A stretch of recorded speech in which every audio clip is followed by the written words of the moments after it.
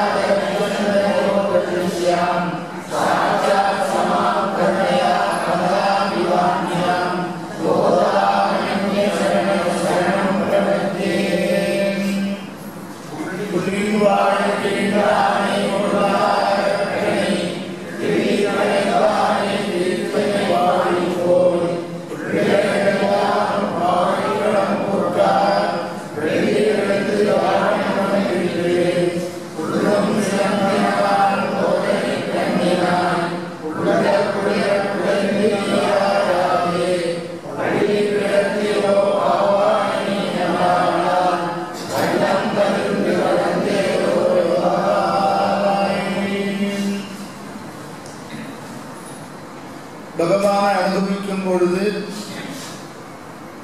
தனியாக பகவானை அனுபவிக்கலாம் என்று இல்லாமல் எல்லோரோடும் சேர்ந்து அனுபவிக்கணுங்கிற ஒரு உயர்ந்த எண்ணம் வரணும். பகவத் விஷய காலக்ஷேபத்தை கேட்டாலும் சரி, அர்ச்சாவதாரத்தை அனுபவிக்கிறதுக்கு நாம் புறப்பட்டாலும் சரி, கூட எல்லாரையும் அழிச்சிட்டு போகணும். தனியாக அனுபவிக்கிறாங்கிற எண்ணத்தை தவிர்த்திடணும். கள்ளம் தவிர்த்து கலந்து உயர்ந்த வஸ்துவாக இருந்தால் 4 பேர் சேர்ந்து அனுபவிக்கணும். சாஸ்திரம் சொல்றது ஏகஸ்வாது நபுஞ்சீதா. உயர்ந்த சுகத்தை தனியாக ஒருவன் அனுபவிக்கக்கூடாது. உயர்ந்த சுகம்னு சொல்றது பகவானுடைய அனுபவம் தான், அச்சாவதார அனுபவம் தான், காலக்ஷேப அனுபவம் தான். அது சேர்ந்து அனுபவிக்கணும். சேர்ந்து அனுபவித்தால் என்ன பலன் அப்படின்னு கேட்டாக்க, ஒரு விஷயத்தை நாம் கிரகிச்சுட்டு இருப்போம், மற்றவா வேறு விதமாக கிரகிச்சுட்டு இருப்பா. ஒருவருக்கு தெரியாத விஷயத்தை இன்னொருத்தவரோடு பகிர்ந்துக்கலாம். போதயந்த பரஸ்பரம் கதயந்தஸ்ய மாம் நித்யம் துஷ்யந்தி ச ரமந்தி ச என்று கீதாச்சாரியன் மச்சித்தா அப்கதப்ராணாः போதயந்தः பரஸ்பரம் என்னிடத்திலேயே மனதை வைத்தவர்கள் என்னிடத்திலேயே மனதை வைத்திருக்கணும், என்னிடத்திலேயே பிராணம் வைத்திருக்கணும். ஒருவருக்கொருவர் போதயந்தா பரஸ்பரம் பகவத் விஷயத்தை ஒருவருக்கொருவர் சொல்லிக் கொடுக்கணும். நகி சர்வ சர்வம் ஜானாதி, எல்லாருக்கும் எல்லாமே தெரிஞ்சிடாது. ஒவ்வொரு அனுபவமும் ஒவ்வொரு விதமாக இருக்கும். இந்த பாசுரத்துக்கு அர்த்தம் அந்த சுவாமி இப்படி சொன்னாரு அப்படின்னு நல்ல விஷயத்தை பகிர்ந்துக்கணும். சுவாமி இது சொன்னாரே அதை விட்டு அதையும் சேர்த்து அனுபவி அப்படின்னு ஒருவருக்கொருவர் பகிர்ந்துக்கணுமாம். போதயந்த பரஸ்பரம் கதயந்தஸ்ய மாம் நித்யம் துஷ்யந்தி ச ரமந்தி ச. இப்படி பகவத் குணானுபவத்தை செஞ்சிருந்தோமேயானால் நமக்கு எப்பொழுதுமே சந்துஷ்டி தான், சந்தோஷம்தான். பகவானுடைய குணங்களுடைய அனுபவம் எப்போ நமக்கு குறைகிறதோ அப்பொழுதுதான் நமக்கு துக்கம். என்னானாலும் இருக்கிறது சாமவேத நான்மலர்கொண் குணபாதம் நன்னாளாளவி தத்துருவாய் அஞ்சனக்கவை பட்டினி நாடேன்னு சொன்ன மாதிரி பகவத் அனுபவம் என்னைக்கு குறைகிறதோ அன்னைக்கு பட்டினி நாள்னு வச்சுக்கணும். தூத்தல் போடுறதா காலக்ஷேபம் உண்டா இல்லையா? காலக்ஷேபம் இன்னைக்கு விட்டு போயிடுமே அப்படின்னு இல்லை, காலக்ஷேபமே இன்னைக்கு இல்லை, நல்ல மழை பெய்யுறதுன்னு சொன்னால் அன்னைக்கு பட்டினி நாளாக நினைக்கணும். இன்னைக்கு காலக்ஷேபம்ல சுவாமியே வரமாட்டார் தெரியும். அன்னைக்கெல்லாம் பட்டினி நாள், காலக்ஷேப அனுபவம் என்னைக்கு குறைகிறதோ அன்னைக்கெல்லாம் பட்டினி நாள்னு நினச்சிக்கணுமா. துஷ்யந்திச்ச ரமந்திச்ச. இப்படி பகவானுடைய திருக்கல்யாண குணங்களை அனுபவிக்கிறதுனால எல்லோரும் சந்தோஷமா இருக்கா, எல்லாரும் கூத்தாடுறா, நர்த்தனம் பண்ணுகிறா. அப்படிப்பட்டதான காலக்ஷேபத்தில் ருச்சி உடைய ஒரு கோபிகை, கிருஷ்ணானுபவத்தில் ரொம்பவும் ஆசையுடைய ருச்சியுடைய ஒரு கோபிகை. அது எப்படி தெரிகிறதுன்னா போதரி கண்ணினாய். மேலும் கண்ணழகுடைய கோபிகையாம் இந்த கோபிகை. இந்த கண்ணழகுக்கு பார்த்து கிருஷ்ணன் நம்ம விட்டு எங்கே போறான், அவன் வரபோது வரட்டும் அப்படின்னு இருக்கிற கோபிகையா இந்த கோபிகை. வியாக்கியாதாக்கள் பதங்களுடைய சுவாரஸ்யத்தை மனசில் வச்சுட்டு இப்படி ஒரு அனுபவம் அனுபவிக்கிறது. வாஸ்தவம்தான், பகவானுடைய திருக்கண்களுடைய அழகை பார்த்தாக்க அவனை பார்த்துட்டே இருக்கணும் போல தோன்றதே ஒழிய விடணும்னு மனசு வருது. திவ்யம் சக்ஷுன்னு சொன்ன மாதிரி அர்ச்சாவதாரமாக விக்கிரக ரூபத்தில் எழுந்தொழி இருந்தாலும் அதை அனுபவிக்கிறவனுடைய கருத்தை பொறுத்து இருக்கிறது. வெறும் பஞ்சலோகமா நாஸ்திகாலுக்கு தான் அவன் தெரிவான்.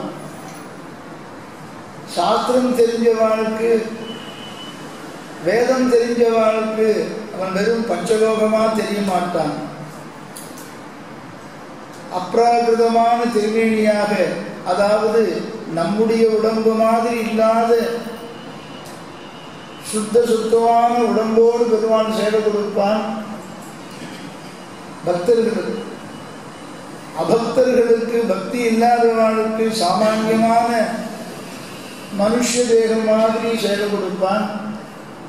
பக்தி இருக்கிறவனுக்கு ஸ்வயம் பிரகாசமான தன்னுடைய திருமேனியை அனுபவிக்கும்படி சேவை கொடுப்பான். அப்படிப்பட்ட பகவானுடையதான திருமேனியை அனுபவிக்கிறதுலேயும் அவனுடைய குணங்களை கேட்கறதிலேயும் ருச்சி உடையதான ஒரு கோபிகை. இத போதரி கண்ணினாய் என்று பகவத் விஷயத்திலேயே நோக்குடையவள், அச்சாவதார அனுபவத்திலேயே நோக்குடையவள். 2 அவதாரத்தை இங்க பேசலாம், 3 அவதாரத்தையும் பேசலாம். ராமாவதாரம், கிருஷ்ணாவதாரம், நிருசிம்மாவதாரம்.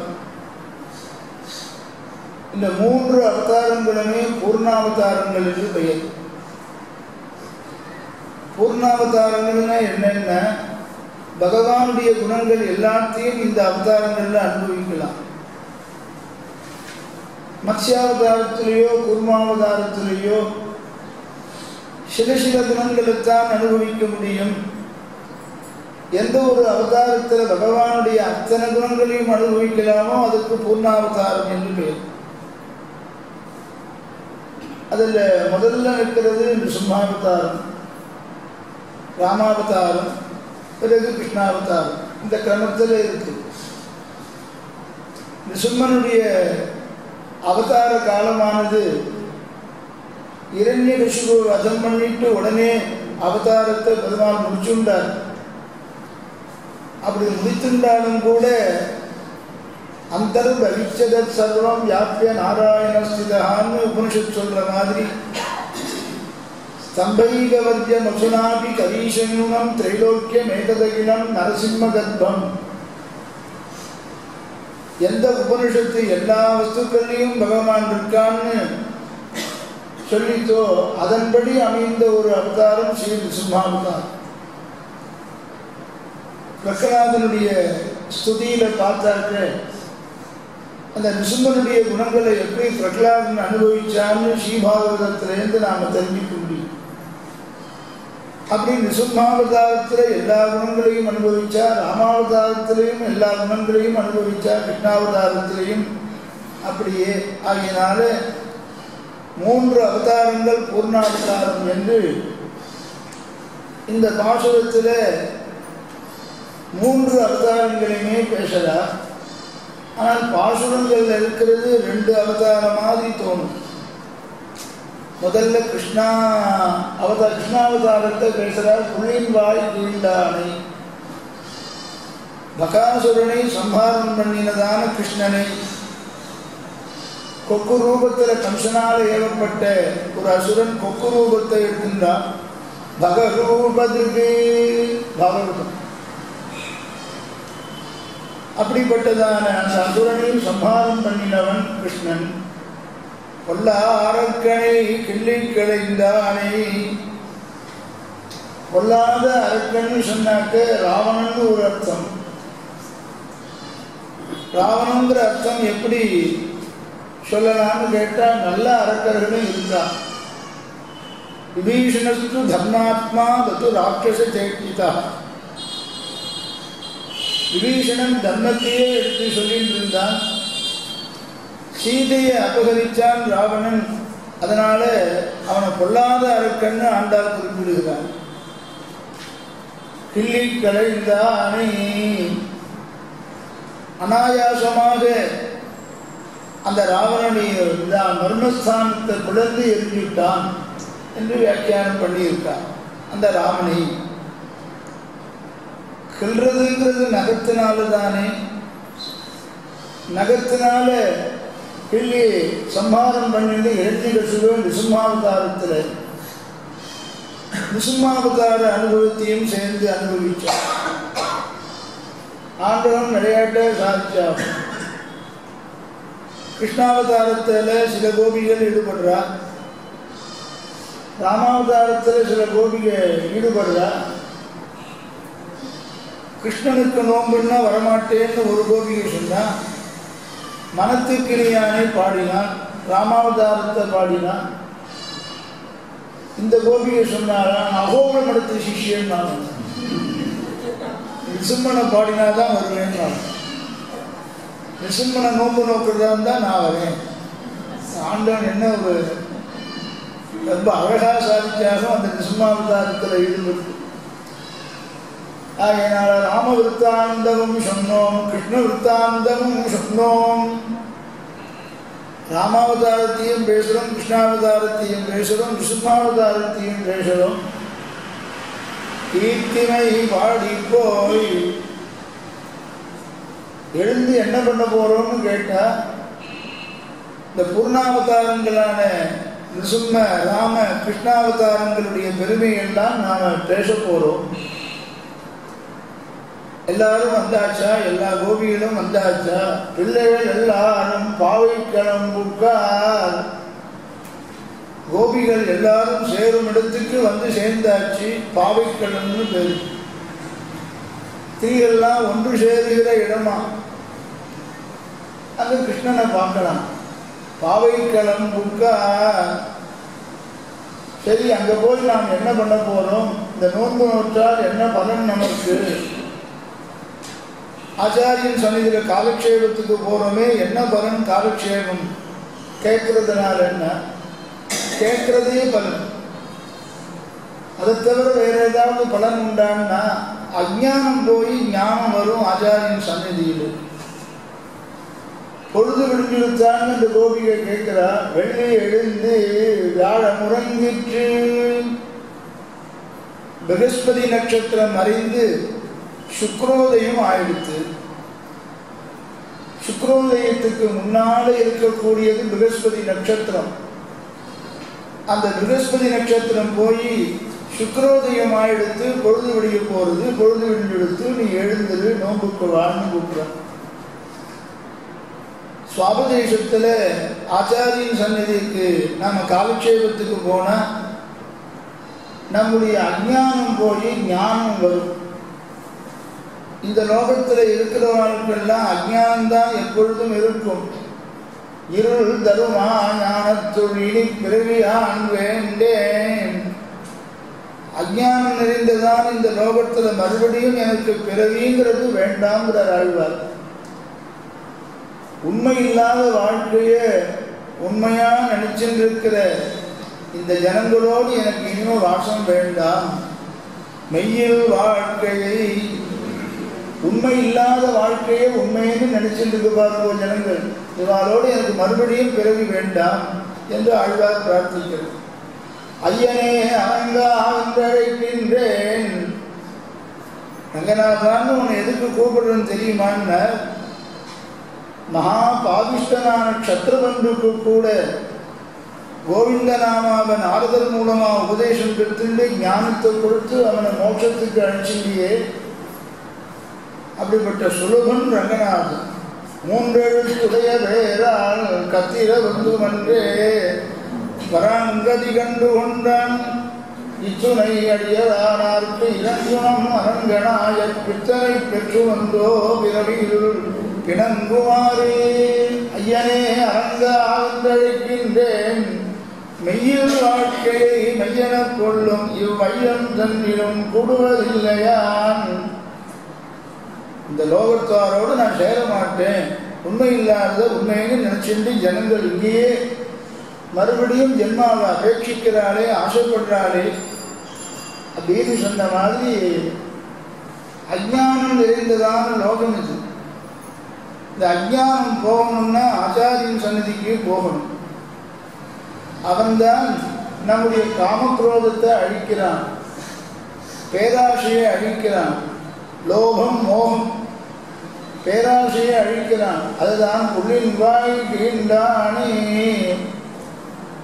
ஆசைப்படலாம், பேராசை கூடாது.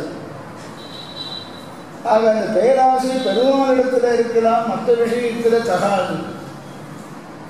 பொல்லா அரக்கனை கிள்ளி களைந்தானி. ராவணனை சம்ஹாரம் பண்ணினான், இரண்யகசிபுவை சம்ஹாரம் பண்ணின நிருசிம்மன்னு சொன்னா, ராமன் கிருஷ்ணன்னு சொன்னாக்க அந்த அரக்கன் ராட்சசன் யாருன்னு நம்மிடத்திலேயே ராட்சசன் இருக்கான். ராவணன்னா யாருன்னா நம்முடைய மனசு தான். மனசுங்கிற இந்திரியம்தான் தகாத விஷயத்தில் நாம போகும்படி பண்றது. அந்த மனதை பகவானிடத்தில் போகணும்னு ஆழ்வார்கள் எல்லாம் ஆச்சாரியால் எல்லாம் உபதேசம் பண்றா. நீங்க திருநெடுந்தாண்டகம் 4வது பாசுரத்தில் அந்த அர்த்தம் தான் சொல்லலாம்னு இருக்க. 3வது பாசுரம் முடிஞ்சா பொல்லா அரக்கனை கிள்ளி களைந்தானே கீர்த்தி பாடி போய் ஆச்சாரியனுடைய புகழை பரப்பிண்டே இருக்கணும். சிஷ்யர்கள் ஞானத்தை கற்றுக்குவா, இவ்வளவு கிருபையா எனக்கு உபதேசம் பண்ணினாரேன்னு ஆச்சாரியனுடைய குணகீர்த்தனம் பண்ணிட்டு இருக்கணும். பெருமையை சொல்லிண்டே இருக்கணும். பெருமையை ஆச்சாரியனுடைய பெருமையை சொல்ல சொல்ல இவனுக்கு ஞானம் விருத்தியாயிண்டே இருக்குமா. ஆச்சாரியன் உபதேசம் பண்ண மந்திரத்தையும் மந்திரத்தினுடைய பொருளையும் காப்பாற்றணும் சிஷ்யன். மந்திரம் யத்னேன கோபயேது அப்பிரகாச பிரகாசாபியாம் க்ஷீயதே சம்பதாயுஷி.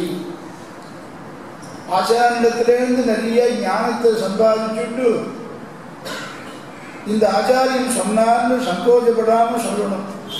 ஆச்சாரியன் சொல்லி கொடுத்தார்னு சொன்னாதான் நமக்கு பெருமை. இந்த சுவாமி இப்படி சாதிச்சிருக்கார், ஆச்சாரிய ராமாமிர்தத்தை சேவிச்சுட்டு இவன் சொந்த சரக்கா விடுறான். சொல்லுது ஆண்டவன் சாதிச்சார் அப்படின்னு சொல்லலாமோ. ஆச்சாரியார் சொன்னார், சுவாமி இப்படி சாதிச்சிருக்கார் அப்படின்னு நேரில் கேட்டவா சுவாமி சாட்சின்னு தெரியும். புஸ்தகத்தில் பார்த்து இப்படி சொல்றவாள் என்ன பண்ணுவாங்க, ஆண்டவன் இப்படி சாட்சி ஆகும் இவன் பார்த்துக்கவே மாட்டாங்க. அப்போ என்ன சொல்லணும், ஆச்சாரியன் சொல்றான்னு சொன்னாக்க நமக்கு பெருமை. அப்படி இல்லாமல் நான் புஸ்தகத்தை பார்த்தேன்னு சொல்லி சொன்னோன்னு நமக்கு யாரும் லட்சியம் பண்ண மாட்டோம். கீர்த்தி பாடி போய் அந்த ஆச்சாரியனுடைய பெருமையை சொல்ல சொல்ல ஞானம் விருத்தியாகும். இல்லை என்றால் ஞான சம்பத்து கீழே அழிஞ்சின்றே உண்டு. அதனால்தான் ஆச்சாரியார் தனியை பிரதிதினமும் நாம் சொல்றோம். தனியை சொல்ல சொல்ல அவன் சொல்லிக் கொடுத்த அர்த்தங்கள்லாம் நமக்கு ஸ்புரிக்கிறது. பூர்வாச்சாரியாருடைய தனியெல்லாம் ஏன் சொல்றோம்னா பரம்பரையா வந்த அர்த்தம் இது. அவன் சொல்லிக் கொடுத்த அர்த்தம்லாம் நமக்கு பிரகாசிக்கும். அது குணகீர்த்தனம் பண்ணணும். கீர்த்தினை பாடி போய் பேராசையும் அஞ்ஞானத்தையும் காலக்ஷேபத்தினாலே அழித்த ஆச்சாரியனுடைய பெருமையை சொல்லணும். வெள்ளி எழுந்து வியாழன் உறங்கிற்று, அஞ்ஞானம் போய் ஞானம் வந்தது. வியாழன் போய் வெள்ளி வந்ததுன்னு சொன்ன என்ன அர்த்தம்னாக்க, சுக்கராச்சாரிய மதம் ஒரு விதத்தில் உசந்த மதம். விஷ்ணுவை காண்பிச்சு கொடுத்தா சுக்கராச்சார்.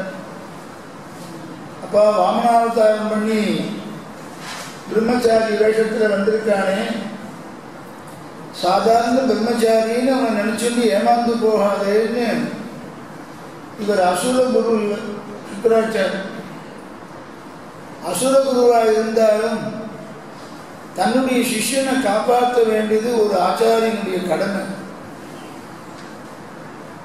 வந்திருக்கிறவன் மாயா மாணவகோ ஹரி.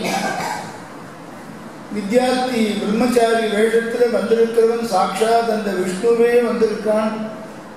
அவன் ரூபத்தை பார்த்தாலே கண்டுபிடிச்சுடலாமே.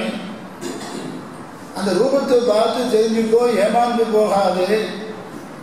3 அடி மண் கொடுத்துட்டேன் அப்படின்னு வித்யாவளியை கூப்பிடுறியே, ஏமாந்து போகாதே, உன்னை ஏமாத்த வந்திருக்கான்னு விஷ்ணுன்னு காண்பிச்சு கொடுத்தான். வெள்ளி எழுந்து வியாழம் உறங்கிற்று. அசோகுருவா இருந்தாலும் பகவானை ஆராதிக்கிறது எப்படி, கிரகங்கள் எப்படி நிர்மாணம் பண்ணணும், எந்த இடத்துல பெருமாளை வேலை பண்ணணும், எந்த திக்கில் வேலை பண்ணணும், மனையடி சாஸ்திரம்னா சுக்கராச்சார் பண்ணியிருக்கேன். அசுர குருவா இருந்தாலும் யாழன் உறங்கிற்று. தேவர்களுக்கெல்லாம் குருவாக பிரகஸ்பதி இருந்தாலும் அவருடைய மதம் நாஸ்திக மதம் பண்றாரு.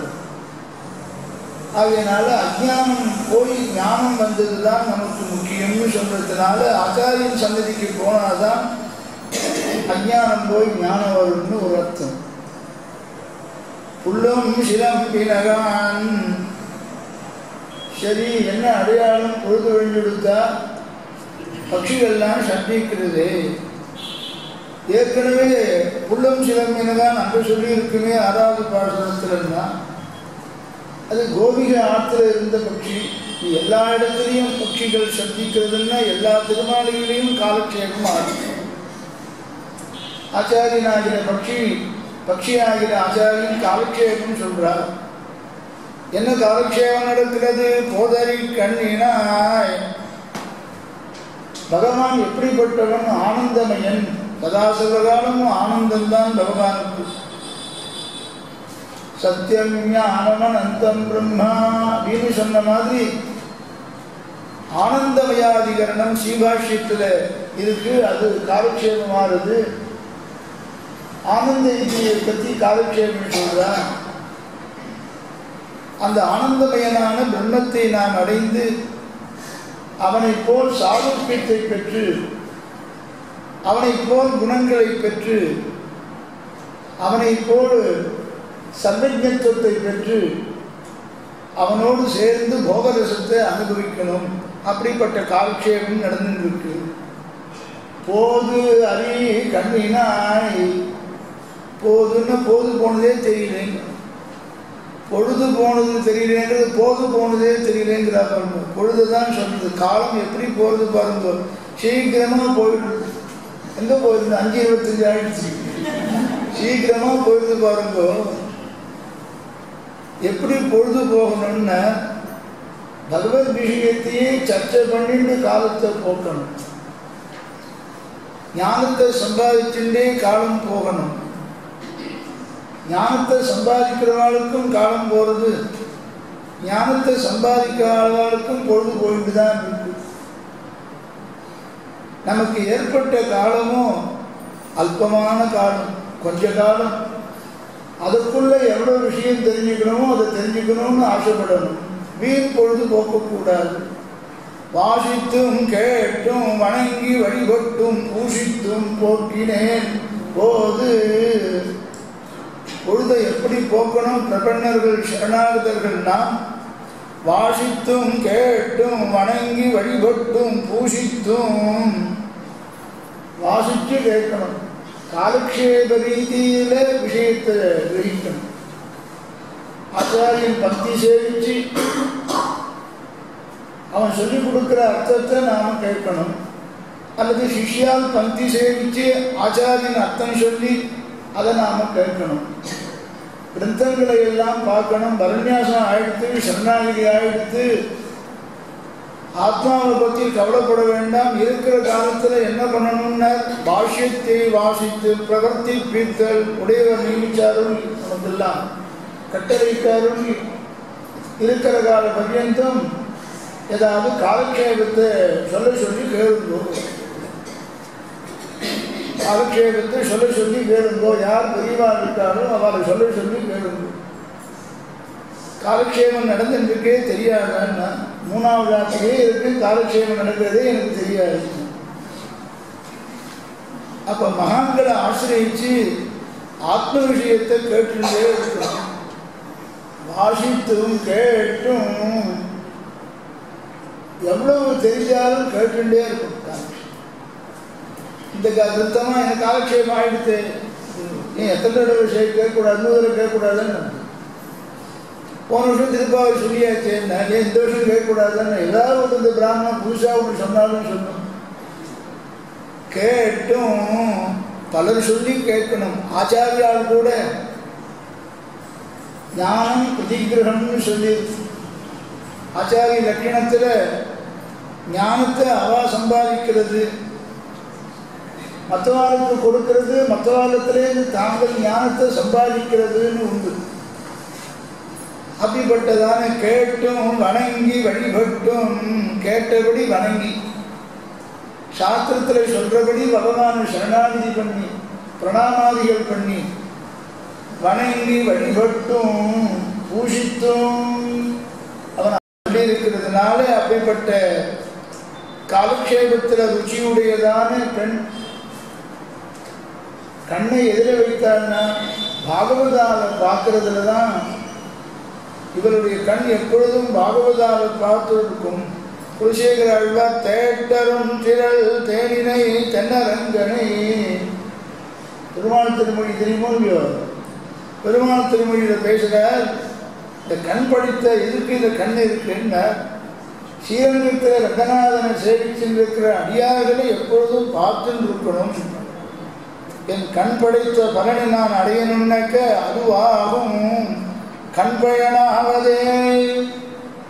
ரங்கநாதனை சேவிச்சிருக்கிறவால பார்த்துட்டு இருந்தா போதும், இந்த கண் படைத்த பலனை அடைஞ்சிருந்தார். அப்படி ஒரு ஆச்சரியமான பாசுரம் இது. அஞ்ஞானம் போய் ஞானம் வரும்னு சொன்னா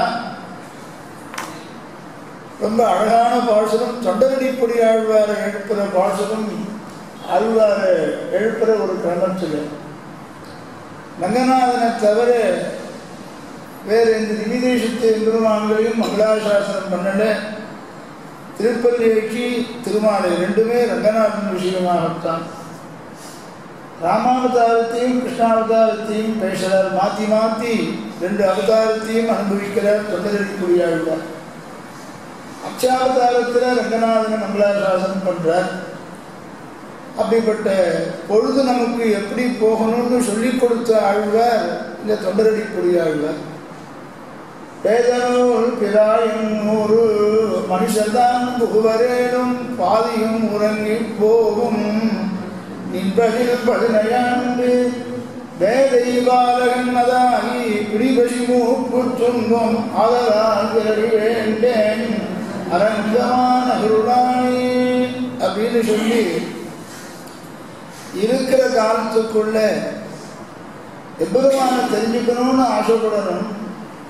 ஆனால் இந்த சம்சாரமானது பகவானை தெரிஞ்சுக்கணும்னு ஆசையை உண்டு பண்ணாது. இந்த சம்சர்க்கம் அப்படிப்பட்டது.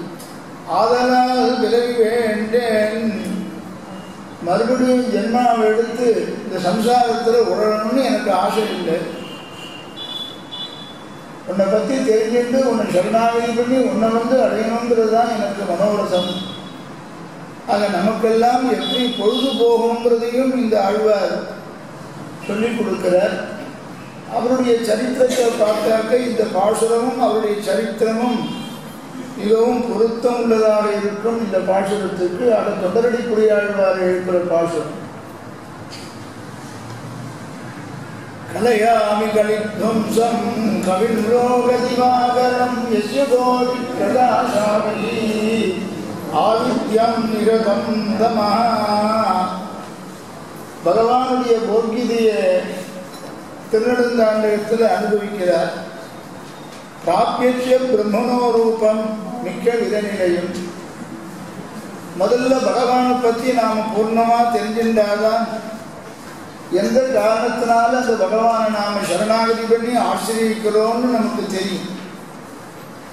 முதல்ல நாம் தெரிஞ்சிக்க வேண்டியது பரபிரம்மம் பரம்பொருள் பரம்பொருள்னு சொல்றாலே அந்த பரதேவதை எப்படிப்பட்டது, அதை தெரிஞ்சின்றாதான் அதை அடையணுங்கிறதான ஒரு ஆசை நமக்கு வரும். அதனால்தான் திருநெடுந்தாண்டகத்தில் முதல் 4 பாசுரங்களால அந்த பகவானுடையதான பெருமையை சொல்லிட்டு வரார். ஆக ஒவ்வொரு யுகந்தோறும் ஒவ்வொரு ரூபத்தோடு ஒவ்வொரு நிறத்தோடு பெருமான் சேவை சாதிக்கிறான். அதிலையும் ஷீராப்தியில அமிர்தமதனம் பண்ணும் பொழுது பெருவழிவில் கடல் அமிர்தம் கொண்ட காலம் பெருமானை கருணீல வண்ணன் தன்னை ஒரு வடிவத்து ஓருவென்று உணரலாக ஊழிலோரோடு நின்றேற்றல்லால் கருவடிவில் செங்கண்ண வண்ணன் தன்னை கட்டுரையே யாரொருவர் காண்கின்பாரே அப்படின்னு சொன்னார். எவ்வளவு படித்தாலும் எவ்வளவு ஸ்லோகம் எழுதினாலும் எவ்வளவு கவிதை எழுதினாலும் அவனை காண முடியுமா பூர்ணமாக என்றால் பூர்ணமாக காண முடியாது. இந்த ரோகத்தோடு இருக்கான், இந்த நிறத்தோடு தான் இருக்கான்னு அவனை பூர்ணமாக யாராலையும் அறிய முடியாது. அப்படிப்பட்ட பல ரூபங்களையும் பல நிறங்களையும் உடையவன் எம்பெருமான். தியானத்தில் இதெல்லாம் நாம் சேர்த்துண்டாக்க தியானம் பண்ணுற காலத்தில் நமக்கு ஆனந்தமாக இருக்கும் என்று பக்தி யோகம் பண்ணுறவன், தியானம் பண்ணி மோட்சத்தை அடைகிறவன், பகவானை சாட்சாத்காரம் பண்ணி மோட்சத்துக்கு போறவனுக்கு இதெல்லாம் உபயோகமாக இருக்கும். ஆழ்வார்கள் எல்லாம் பரமபதத்தில் இருந்து இந்த லோகத்துக்கு வந்தவாறானபடியினாலே பரபிரம்மத்தில் எப்படி பார்த்தாரோ அப்படியே அச்சாவதார மூர்த்திகளையும் ஆழ்வார்கள் பார்க்கிறார். இங்கு கடைசி வரிக்கு மாத்திரம் அர்த்தம் சொல்லிட்டு அடுத்த பாசுரத்துக்கு போறேன். ஒரு வடிவத்து ஓதுவென்று உணரலாக ஊழிதோரோடு நின்றேத்தலால் ஒவ்வொரு யுகந்தோறும் எப்படி இருக்காங்கிறத ஸ்தோத்திரம் பண்றதை தவிர நேரில் பார்க்க முடியுமா? ராமாவதாரத்தில் எப்படி இருந்தான் அப்படின்னு இதிகாசங்களை தெரிஞ்சுட்டு நாம் ஸ்தோத்திரம் பண்றோம். இவனே ஒரு ராமாயண காவியம் பண்றான், அந்த அளவுக்கு ஞானம் வந்திருக்கு. ராமனை நேரில் பார்த்துருக்கானோ, ஸ்தோத்திரங்கள் பண்றான், நல்ல சம்ஸ்கிருதத்தில் பூர்ணமான ஞானம் இருக்கு, ஸ்லோகம் பண்றான், கவிதை பண்றான். பெருமாளை பார்க்க முடியுமா? ஸ்தோத்திரம் பண்ணலாமே என்று நேரில் பார்க்க முடியாது. அப்படி சொல்றதுடைய தாற்பயம் என்னங்கிறத இன்னைக்கு சொல்ல போறோம். ஊழிதோரூரி நின்றேத்தல்லால் கருவடிவில் சங்கண்ண வண்ணன் தன்னை கட்டுரையே, வெறும் கட்டுரை தான் பண்ணலாம். யாரொருவர் காண்கிப்பாரே, யாரு பூர்ணமா அவனை பார்த்துருக்கா அப்படின்னா சாஸ்திரத்தை கொண்டு பகவானை பார்க்க முடியாதா? நேரில் பார்க்க முடியாது வாஸ்தவம். சாஸ்திரத்தை கொண்டு பார்க்கலாமா? அது மகான்கள்லாம் சாஸ்திரத்தை கொண்டு பகவானை அனுபவிச்சிருக்காளே. இங்க ஆழ்வாருடைய திருவுள்ளம் என்ன? அல்லது ஆழ்வார் பார்க்கலையா? நாம வேணா நம்மால வேணா பார்க்க முடியாது, வெறும கவிதைகள் மாத்திரம் எழுதுவோம், பூர்ணமா நம்மால பகவானே அந்த பரபிரம்மத்தை பார்க்க முடியாது. அச்சாவதாரத்தை சேவிக்கிறோம், இது விஷயம் வேறு. பரபிரம்மத்தை வர்ணிக்கிறதே, பரபிரம்மத்தை இந்த சரீரத்தோடு இருந்து நம்மால பார்க்க முடியுமா? முடியாது. ஆழ்வார் பார்த்திருக்கலாமோ இல்லையோ? ஆழ்வார் தன்னையும் சொல்லிக்கிறாரா அப்படின்னு கேட்டு பலவிதமா வியாக்கியானங்களை அனுபவிக்கிறார் ஆச்சாரியார். கருவடிவில் சென்றன்ன வண்ணன் தன்னை கட்டுரையே யாரொருவர் காண்கிப்பாரே. லோகத்துல எல்லாரும் பேசுறாளா? நான் பேசுற மாதிரி யாராவது பகவானை பத்தி பேசுறவா லோகத்துல இருக்காளா அப்படின்னு பேசிக்கிறான். நான் எழுதின மாதிரி கட்டுரை எழுதுறதுக்கு யாராவது எழுதியிருக்காளா அப்படின்னு பேசிக்கிறாள். ஒழிய இப்படி பேசுறவா எல்லாம் பகவானை பார்த்தார்களா என்றால் இல்லை அப்படின்னு ஒரு அர்த்தம். என்ன அழகான பேசினேன் நான், இதை ஜனங்கள் புரிஞ்சிக்கலையே. என்ன அழகா நான் கிரந்தம் எழுதியிருக்கேன், இந்த ஜனங்கள் பார்த்து புரிஞ்சிக்கலையே அப்படின்னு சொல்றாளே ஒழிய இவன் தெய்வத்தை பார்த்தாரா பரபிரம்மத்தை பார்த்தாரான்னா இல்லை. எல்லாரும் பேசினார்களே ஒழிய கண்டது உண்டா என்றால் கண்டது இல்லை. கிரந்த ரூபமா பகவானை பார்த்திருக்கான், யாரும் நேரில் பார்க்கல. கட்டுரையே அப்படின்னு என்ன அர்த்தம்னா, கட்டுரை தான் இருக்கு, எழுதிய கிரந்தங்கள் தான் இருக்கு, காண்பார் யார்? நானும் காணவில்லை. ஆழ்வார் தன்னையும் சேர்த்துக்கிறார். ஏன்னா தன்னை சொல்லியிருந்தாதான் மற்றவாலும் ஆழ்வார் மாதிரி நாமும் சொல்லிக்கணும்னு சொல்லுவார். ஆழ்வாரெல்லாம் பகவானை சாட்சாத்காரம் பண்ணினவாதான். ஆழ்வாரும் சொல்லிட்டா நானும் பார்த்துட்டேன் பெருமாளை அப்படின்னு சொல்லிடுவான். அதனால என்ன பண்ணுவா, ஆழ்வார் ஆச்சாரியாதிகள்லாம் பகவானை பூர்ணமாய் யாராலையும் தெரிஞ்சிக்க முடியாது, என்னாலையும் தெரிஞ்சிக்க முடியலேன்னு ஆழ்வார் ஆச்சாரியால் திவ்யசூக்திகள் இருந்ததுன்னு நமக்கு உணர்த்துவதற்காக அப்படி தங்களை சொல்லிக்கிறான்னு நாம் நினைக்கிறோம். நானும் காணவில்லை அப்படின்னு திருமங்கை ஆழ்வாரை சொல்றாரா? காணவில்லை என்றால் என்ன அர்த்தம்னா, சாஸ்திரம் சொன்ன வழியில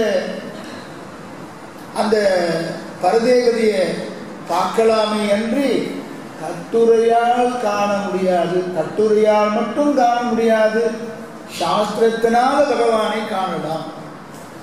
பகவானை பார்க்க முடியாதுன்னு சொல்லிட்டா வேதமாகிற சாஸ்திரத்தை கொண்டு யோகாபியாசம் பண்ணி பகவானை யோகிகள்லாம் சாட்சாத்காரம் பண்றான்னு இருக்கும் பொழுது இந்த ஆழ்வார் பாசுரத்தில் பகவானை காண முடியாது, எழுதுறதெல்லாம் வெறும் கட்டுரைதான்னு சொன்னாக்க என்ன அர்த்தம்னாக்க யோகாபியாசம் பண்ணி பூர்ணமா பகவத் அனுபவத்தை அனுபவிக்கிறாளே பூர்ணமாக அவனை தெரிஞ்சிக்க முடியாதுன்னு அர்த்தம். விஜ்ஞாதாரம் ஹரே கேன விஜானீயாத்துன்னு ஒரு பிரமாணம். பகவான் யாருதான் பூர்ணமாக பகவானை பார்த்தவன்னு சொல்ல முடியும்? யாராலையும் பூர்ணமாக பார்க்க முடியாது இந்த சரீரத்தோடு இருக்கும் வரை. இப்ப நாமே சரணாகதி பண்ணிட்டு மோட்சத்துக்கு போயிட்டா பரிபூர்ணம் பிரம்மானுபவம் நமக்கு அங்க கிடைக்கிறது. உபனிஷத்துக்கெல்லாம் சொல்றது பிரம்மத்தை கொஞ்சம் கூட குறைவு இல்லாமல் பூர்ணமாக நாம் அனுபவிக்கிறோம் அங்க மோட்சத்துக்கு போனாக்க. யாராலையும் பூர்ணமாக பார்க்க முடியாது.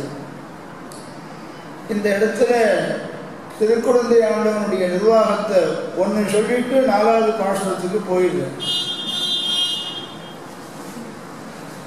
சாட்சாத்காரங்கிறது நேரில் பார்க்கணும்,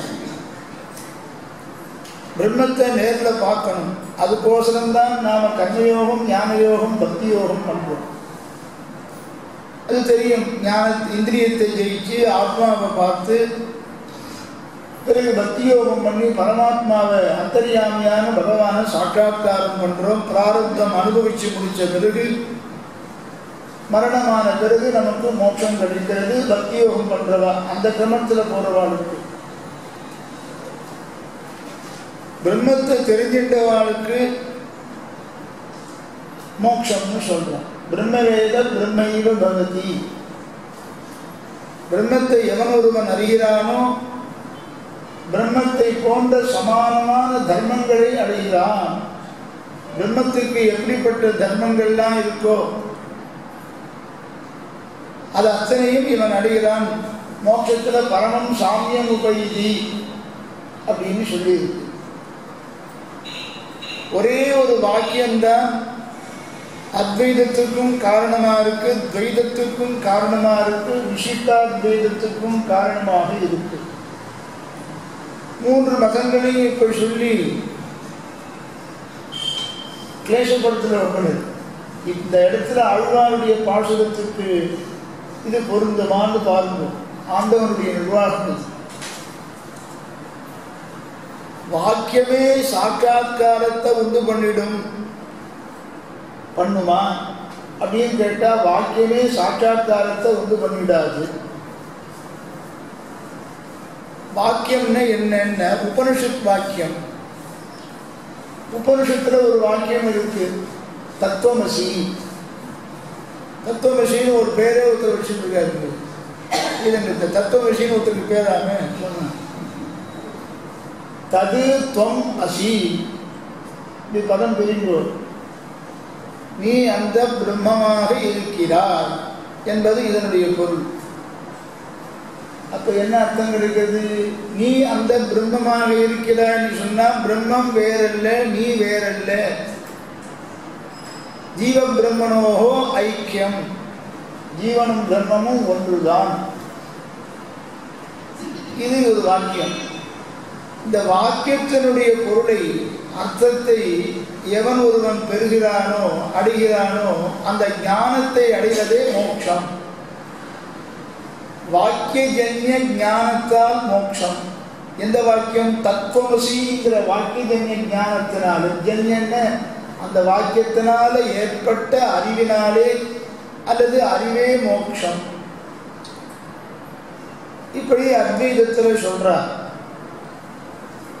இந்த மதமானது ஸ்ரீபாஷ்யக்காரனாலே இது சரியான சித்தாந்தம் இல்லைன்னு சொல்லி தது தொம் அசி. இவர் என்ன சொல்ல போறார் ராமானுஜர்?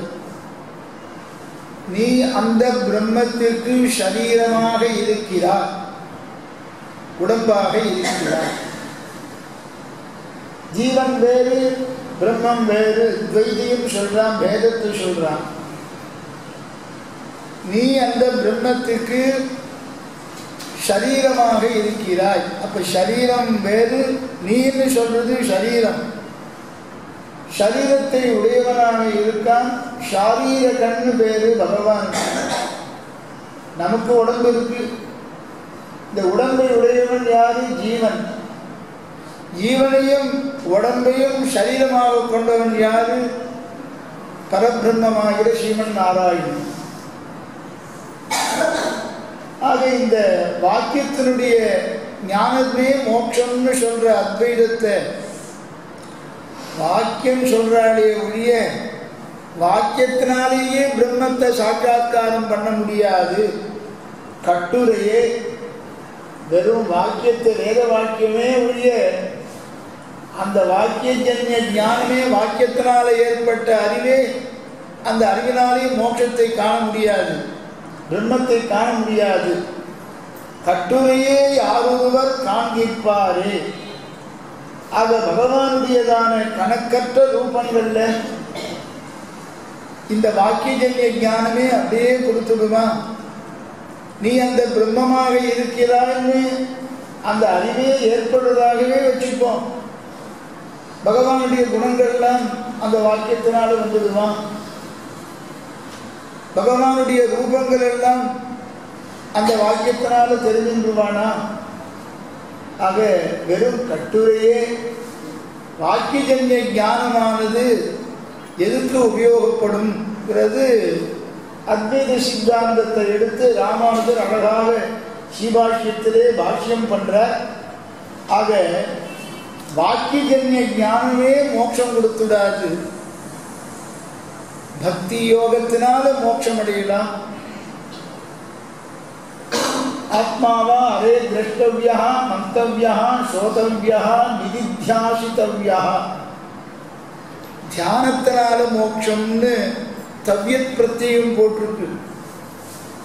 அந்த பிரம்மத்தை பத்தி கேட்கணும், ஆர்டர் பண்ணித்து அவனை பத்தி எப்பொழுதும் நினைச்சுட்டு இருக்கணும், அவனையே தியானம் பண்ணணும்னு ஆர்டர் பண்ணிட்டு வேதம் நமக்கு. மந்தவ்யா, ஸ்ரோதவ்யா, நிதித்தியாசித்தவ்யா. அப்படி இருக்கும் பொழுது வாக்கியஜன்ய ஞானமே மோட்சம் அப்படின்னு சொன்னாக்க அந்த பட்சமானது சரியான சித்தாந்தமாக ஆகாது என்று ஸ்ரீ வாக்கியக்காரர் சொல்றார். கட்டுரையே யாரொருவர் காண்கிப்பாரே. யாரும் கட்டுரையே வெறும் கிரந்த ரூபமாக இருக்குமே ஒழிய பகவான பூர்ணமாக பார்க்க முடியாதுன்னு ஒரு பொருள். இந்த இடத்துக்கு இன்னொரு பொருளையும் ஆச்சாரியா நிர்வாகம் பண்ணுவா. கட்டுரையே யார் ஒருவர் காண்பிப்பாரே. கட்டுரைதான் உண்டோ அல்லது காண்பவர் தான் உண்டோ? பூர்ணமா கட்டுரை பண்ணியாச்சா? எழுதினவாள்லாம் பரபிரம்மத்தை பற்றி பூர்ணமா எழுதிட்டாளா? பகவானுடைய திருக்கல்யாண குணங்கள் அத்தனையும் எழுதி முடிச்சுட்டேன்னார். சுவாமி கிரந்தங்கள் 1000 ஸ்லோகம் பண்ணிருக்கு, 2000 ஸ்லோகம் பண்ணிருக்கு, எல்லா குணங்களையும் எழுதி முடிச்சாச்சா? அப்பொழுதும் குணம் இருந்துட்டே தான் இருக்கு. எவ்வளவு அவனுடைய குணங்களை சொன்னாலும் இன்னும் சொல்லுவதற்கு பாக்கி இருக்குமே வெளிய பூர்ணமா சொன்னதாக ஆகாது. அவளை கட்டுரைதான் உண்டோ, காண்பிப்பார் தான் உடரோ. கட்டுரை என்ன, இப்ப என்ன அடுத்த அர்த்தம்? கட்டுரைன்னு அத்வைதி சொல்ற மாதிரி வேத வாக்கியங்களையே வச்சுப்போம். தத்துவமசின்னு வேத வாக்கியத்தையே வச்சுப்போம். கட்டுரை தான் வேத வாக்கியங்களாக இருந்தாலும் சரி, அந்த வேத வாக்கியங்களால பகவான பூர்ணமான ரூபத்தை சொல்லிட முடியுமா? அவனுடைய குணங்களைத்தான் பூர்ணமா அந்த வேதங்களாலையும் தான் சொல்லிட முடியுமா? பூர்ணமாக அந்த வேதத்தினாலேயும் பகவானை காண முடியாது. யதோ வாசோ நிவர்த்தந்தே. பகவானுடைய ரூபத்தையும் அவனுடைய குணங்களையும் சொல்லிடலாம்னு வேதம் போய் அவனுடைய குணங்களை சொல்ல முடியாதபடி திரும்பி வந்துடுத்து. ஏதோவாச்சோ நிவர்த்தந்தே, நினைத்து கூட நம்மால அவனுடைய குணங்களை பூர்ணமாக சொல்ல முடியாது. எத்தனை நாள் சொன்னாலும் குணங்களை சொல்லி முடிச்சாச்சுன்னு யாரும் திரும்பி வந்தவன் கிடையாது. பகவானுக்கு இவ்வளவுதான் குணங்கள் இருக்கு, எல்லாத்தையும் நான் சொல்லி முடிச்சுட்டேன்னு யாரும் சொல்ல முடியாது. என் புத்திக்கு எட்டின அளவிற்கு பகவானுடைய குணங்களை சொல்லேன்னு சொல்லலாமே ஒழிய பூர்ணமா பகவானுடைய குணங்களை யாராலையும் சொல்ல முடியாதுன்னு சாஸ்திரம் சொல்றது. மதிக்ஷயாது நிவர்த்தந்தே ந கோவிந்த குணக்ஷயாது. பகவானுடைய குணங்களை எல்லாம் தீர்ந்து போச்சு, சொல்லி முடிச்சாச்சுன்னு திரும்பல. மதிக்ஷயாது நிவர்த்தந்தே, நம்ம புத்திக்கு எட்டினது அவ்வளவுதான், திரும்பிட்டான். அவன் கோவிந்தனிடத்துல எல்லா குணங்களும் தீர்ந்து போச்சு, சொல்லி முடிச்சாச்சுன்னு திரும்பலப்பா. நமக்கு புத்திக்கு எட்டின அளவுக்கு நாம அதுக்கு மேல புத்தி வேலை செய்யணும். இவ்வளவுதான் சொல்ல தோன்றது. ஒரு நேரத்துக்கு மாதிரி சொல்ல முடியல, விஷயம் இல்லை, ஞானம் இல்லை. மதிக்ஷயாது நிவர்த்தந்தே ந கோவிந்த குணக்ஷயாது. பூர்ணமா சொல்லி முடிச்சுட முடியுமா? அது சொல்ல முடியாது. அப்படிப்பட்டதான கட்டுரையே யாரொருவர் காண்பிப்பாரே. பூர்ணமாக பகவானுடைய ரூபத்தையோ அவனுடைய நிறங்களையோ அவனுடைய குணங்களையோ அவனுடைய திருமேனியையோ அவனுடைய ஐஸ்வர்யத்தையோ பூர்ணமாக யாராலையும் பார்க்க முடியாது. அது பரமபதத்துக்கு போனால்தான், பக்தி யோகமோ சரணாகதியோ பண்ணிண்டவா அங்க போனால்தான் அந்த பரபிரம்மத்தை பூர்ணமாக காண முடியும். பூர்ணமாக அந்த பிரம்மத்தை காண்பதற்கு தகுந்ததான அந்த சர்வஜத்துவம், எல்லாவற்றையும் அறியும் தன்மை, சர்வதோமுகமான ஞானம் வந்துடுறது. இயற்கையான ஞானம் அங்கே போன உடனே நமக்கு மலர்ந்து விடுகிறது. அதனால பார்க்கிறோம். அப்படின்னு பாசுரத்தை சொல்லி, இப்படிப்பட்ட எம்பெருமான, இப்படிப்பட்ட ரூபங்களை உடையவன், இப்படிப்பட்ட நிறங்களை உடையவன், இப்படிப்பட்ட திருவேணியை உடையவன், இப்படிப்பட்ட குணங்களை உடையவன் என்று தியானம் பண்ணும் பொழுது நம்ம மனசுல வாங்கிக்கணும். அப்படி ஆழ்வார் வாங்கிண்டு நமக்கு தான் அனுபவிச்சதை அப்படியே நமக்கு சொல்லி காண்பிக்கிறார். எல்லா ஆழ்வார்களும் சரி, திருமங்கை ஆழ்வாருடைய பிரபந்தமானபடியினாலே ஆழ்வார் அனுபவிச்சதை நமக்கு சொல்லி கொடுத்தா அப்படின்னு பார்க்கிறோம். அடுத்தது 4வது பாசுரம். இப்படிப்பட்ட சர்வேஸ்வரனுக்கு மேலான தத்துவம் வேறு யாரும் கிடையாது. அதை அழுத்தி அழுத்தி ஒரு பாசுரத்தில் சொன்னா போறத திருப்பி திருப்பி 4 பாசுரம் இருக்கு. ஒரே பாசுரத்துல பரதேவதை அவன்தான். ஓருருவம் பொன்னுருவம் ஒன்று சந்தி ஒன்றுவா கடலுருவம் ஒத்து நின்ற, அங்கேயே சொல்லியாச்சு. திருப்பி திருப்பி பரதேவதை பரதேவதை அதையே சொல்லிட்டு இருக்காரு. அப்படின்னா பாருங்க, இது ஒரு கிரமத்தில் வர்ணிக்கிறார். உபனிஷத்துக்கெல்லாம் ஒவ்வொரு விதமா பகவான பரபிரம்மத்தை வர்ணிக்கிறது. ஒவ்வொரு உபனிஷத்தும் ஒவ்வொரு விதமா பகவான் அனுபவிக்கிறது. ஒவ்வொரு ஆழ்வார்களும் பரதத்துவத்தை தான் அனுபவிக்கிறார். ஒவ்வொரு ஆழ்வாரும் அனுபவிக்கும் பொழுது அந்தந்த பாசுரங்களும் நமக்கு போக்கியமாகத்தானே இருக்கு.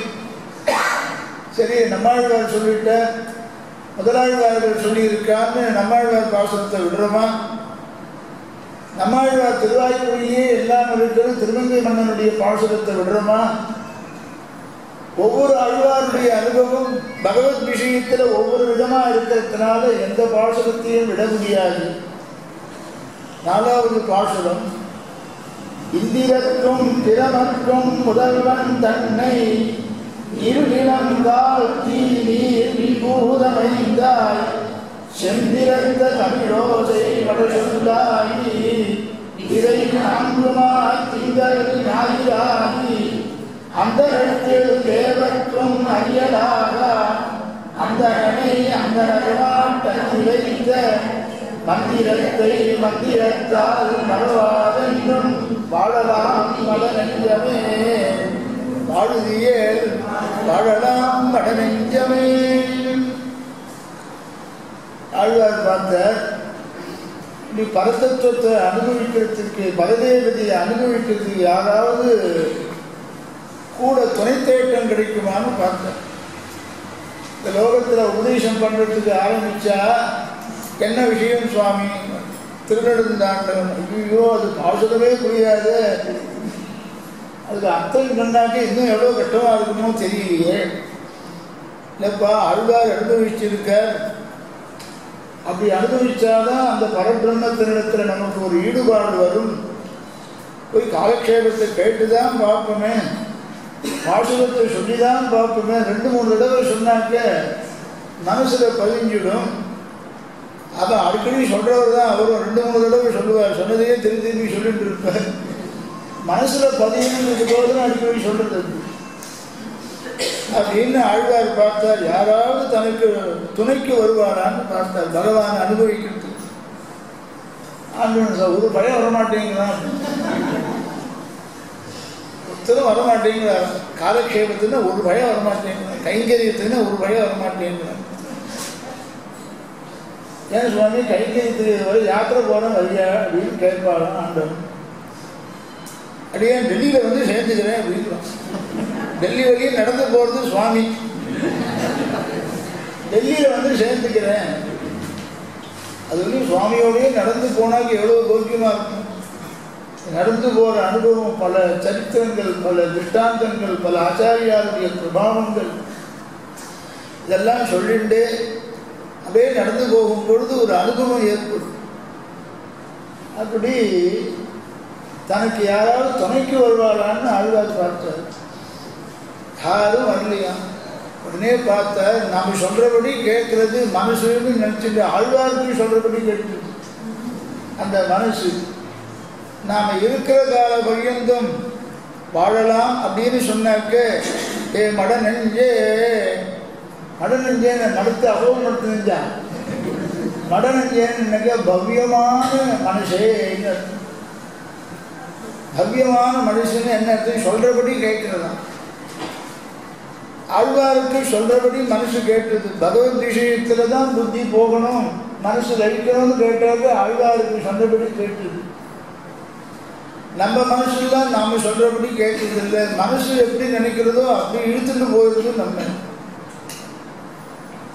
இந்த பாசுரத்தில் ஆழ்வார் நமக்கு வலியுறுத்துறது என்னன்னு, எப்பொழுதும் அஷ்டாட்சர மந்திரத்தினுடைய அர்த்தத்தை நினைச்சுட்டே இரு. அஷ்டாட்சர மந்திரத்தினுடைய பொருளை நினைச்சுட்டே இரு. அதை நினைச்சுட்டே இருந்தால் நாம் எல்லாம் உஜ்ஜீவிக்கலாம். பகவானுடைய ரூபத்தையோ பகவானுடைய குணங்களையோ அவனுடையதான நிறத்தையோ யாராலையும் சொல்ல முடியாதுன்னு முதல் பாசுரத்தில் சொல்லி முடிச்சார். வெறும கிரந்தமாக எழுதலாமே ஒழிய பகவானை பூர்ணமாக யாராலையும் பார்க்க முடியுமா, யாராலையும் கூறவோ காணவோ முடியாதுன்னு சொல்லிட்டு, அப்படி சொல்லிண்டே பகவானை விட்டுவிட முடியாது. ஆழ்வாரையும் சொல்லிட்டார், பகவான கிரந்தத்தின் மூலமாக பார்க்க முடியாதுன்னு சொல்லிட்டார். எதுக்கு பிரபந்தெல்லாம் சேவிப்பான்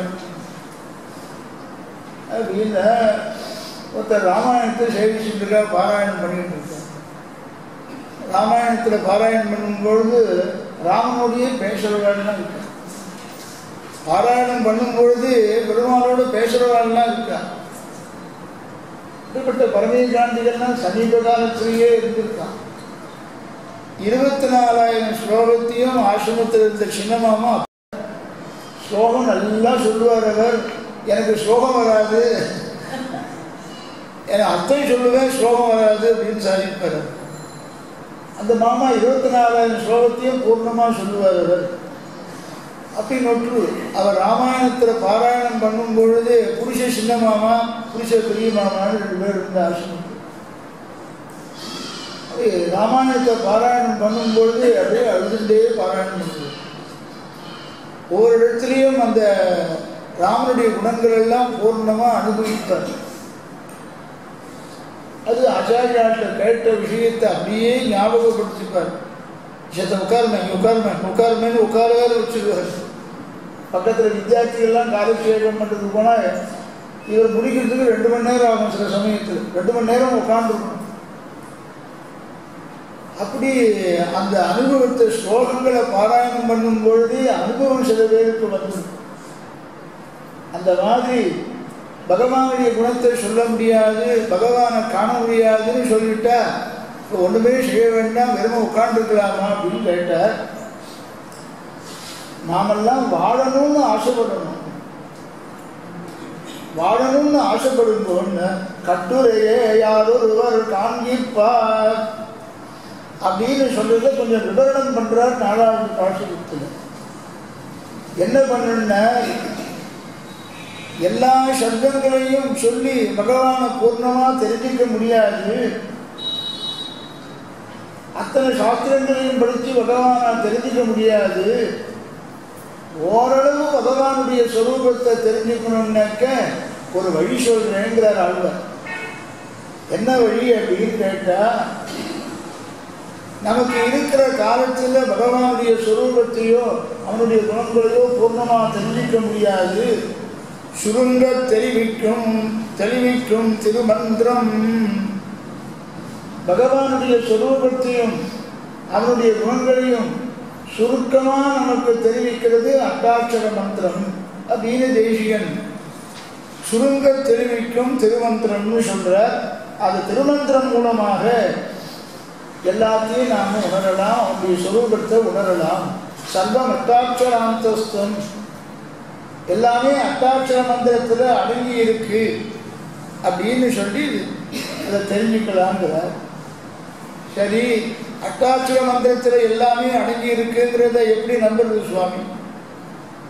மூலமந்திராதிகாரத்தை கடைசி திரிகாரத்தை சேவிச்சா சகல சாஸ்திரங்களுடைய அர்த்தத்தையும் அட்டாட்சர மந்திரத்தில் தேசிகன் எப்படி அடக்கிறார்னு பாருங்க. வேதத்தினுடைய அங்கங்கள் 6 அங்கங்கள். சிக்ஷா, வியாக்கரணம், சந்தசு, நிருத்தம், ஜோதிஷம் ததா கல்பச்சேது ஷடங்கானின்னு சொல்லி 4 வேதங்கள் என்ன, வேதங்களுடைய அங்கங்கள் என்ன, தர்மசாஸ்திரம் புராணஞ்ச, தர்மசாஸ்திரங்கள் என்ன, புராணங்கள் என்ன, இது எல்லாத்தையும் அட்டாட்சர மந்திரத்தில் அடங்கி இருக்கு அப்படின்னு சர்வமட்டாட்சராந்தஸ்தம்னு சொல்ற பிரமாணத்துக்கு தகுந்த மாதிரி மூலமந்திராதிகாரத்தில் சுவாமி தேசிகன் அடக்கி காண்பிக்கிறார். அந்த ஓங்கிற பிரணவத்தை எப்படி எல்லாம் ஏகமாத்திர, திமாத்திரை, சார்ந்த திமாத்திரை, அந்த ஓங்கிற பிரணவத்தை எப்படி சொல்லணும்னு இருக்கு. சொன்னாக்க 4 வேதங்களும் எப்படி அதில் வருதுன்னு சொல்லி இந்த மூலமந்திராதிகாரம் காலக்ஷேபம் கேட்க போறேன். அப்போ தேசிகனுடைய பிரபாவத்தை அதை தெரிஞ்சுக்கலாம். அந்தரத்தில் தேவர்க்கும் அறியலாக அந்தனர்மா தங்கி வைத்த மந்திரத்தை மந்திரத்தால் மறவாதென்றும் வாழலாம் படநெஞ்சமே. என் மனுஷே என்னோடு சேர்ந்துக்கும், 2 பேரும் ஜீவிக்கும். மற்றவாள்லாம் வேண்டாமன்னு, மற்றவாளுக்கெல்லாம் உபதேசம் பண்ணா கேட்கிறாங்கன்னு நெஞ்சுக்கு உபதேசம் பண்ணாராம், மனசுக்கு உபதேசம் பண்ணாராம். ஏன்னா நித்திய சூரியெல்லாம் மோட்சத்தில் இருக்கா, அவளுக்கு உபதேசம் பண்ண முடியாது இந்த லோகத்தில் இருந்து. இங்கே இருக்கிறவளுக்கு உபதேசம் பண்ணலான்னு பார்த்தா சரீர போஷணத்தில் தான், சரீரத்தை காப்பாற்றிக்கிறதா லட்சியம் உடையவாளா இருக்கா. அதனால என் மனசு நான் சொல்றபடி கேட்கும். நம்ம 2 பேரும் அனுபவிக்கலாம். பெருமாள் எப்படி அனுபவிக்கலாம்னா, அந்தரத்தில் தேவர்க்கும் அறியலா, மற்ற தேவதைகளால் கூட அந்த பகவானை பூர்ணமாக தெரிஞ்சிக்க முடியாது. அப்படி தோஷமற்றவன் பகவான். அந்தனனை, அந்தனன்னு சொன்னால் தோஷமற்றவன் அர்த்தம். இதெல்லாம் பெரிய வியாக்கியானமாக சொல்லணும். அதனால தான் பாசுரத்தை மாத்திரம் இன்னைக்கு சொல்கிறேன். இந்த பாசுரம் 2 நாள் ஆகும் சொல்லணும், அதுக்கப்புறம் சுலபமாக முடிஞ்சிடும். அந்தனனை, பரிசுத்தமானவனை, குற்றமற்றவனை, அந்தனர் மாட்டி அந்தி வைத்த அந்தனர் மாடு. அந்தனர் மாடுன்னு என்ன? பிராமணாவுடைய மாடு. அந்தனர் மாடுன்னு போட்டுருக்காரு. அந்தனர் மாட்டு அந்தி வைத்த, அந்தின்னா கடைசி. அந்தனருடைய மாடு, பிராமணனுடைய மாடுன்னு சொன்னா வேதம்னு அர்த்தம். அந்த வேதமாகிற மாடு இருக்கு, பிராமணாளுடைய தனம் அது.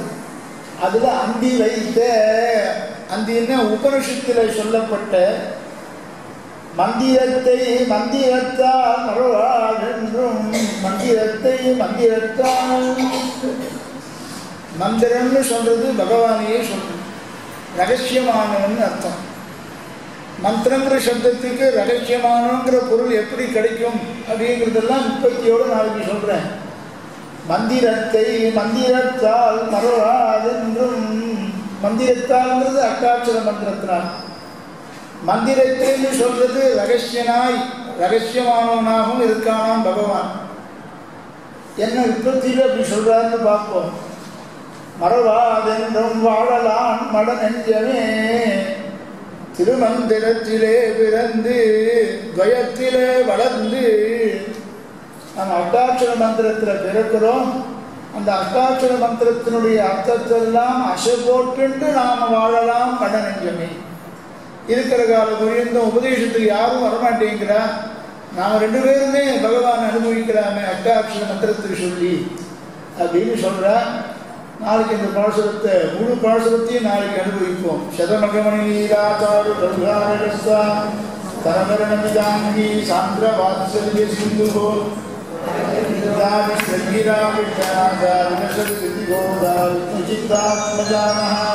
ஸ்ரீமதே வேதாந்த ராமானுஜ மகாதேசிகாய நமः. ஸ்ரீமதே நிகமாந்த மகாதேசிகாய நமः.